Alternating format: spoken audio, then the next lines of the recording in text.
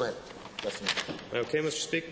As I recognize if they need to get up first, I know how it works, so I'm prepared to sit down. Carry on, Honourable Member. Okay. You've got the floor. Thank you. So we should go back to the amendment and I guess why everybody is opposing it. It was a written question from the member to ask on behalf of his constituents. So his constituents put him here to ask a question. And he asked that question.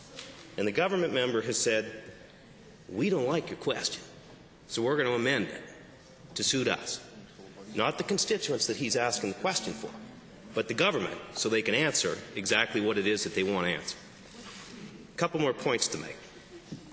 By striking out in regard to the June 2010 South Saskatchewan River Basin flooding, by striking out, and what is the longest claimants had to wait to receive payment, and substituting, and how long did it take applicants to receive a first assistant payment once they provided all required information. So what the amendment is essentially saying is we don't want to answer what you asked us, because clearly it's not going to look very good on us. The answers aren't going to be flattering of the government, and that's okay. Sometimes they're not. But you have to be able to ask the question without an amendment from the government on a written question. I don't believe there's anything illegal going on. I think my cohort here is just trying to stand up for the people of the Medicine Hat area, and well, he should. It's what he's here for. It's why they put 17 of us over here. And I would suggest a lot more after the goings-on today. Ross Creek Golf Course, wonderful owners. Know them well.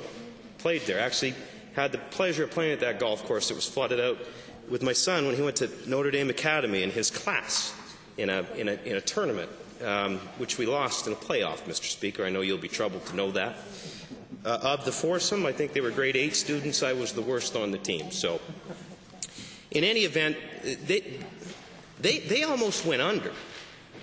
Literally. They did go under, and it almost went. So when they asked their elected member to come to this legislature and ask a question on their behalf, you should be able to ask that. That's what this forum is for.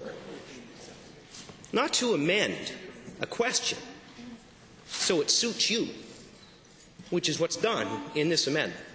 Again, to repeat, so that we all get this. It's a written question. It's part of the legislative process. The opposition puts forth written questions. The government answers those questions. The government doesn't say, we don't like your question. If you ask it like this, we'll ask it. We'll answer it.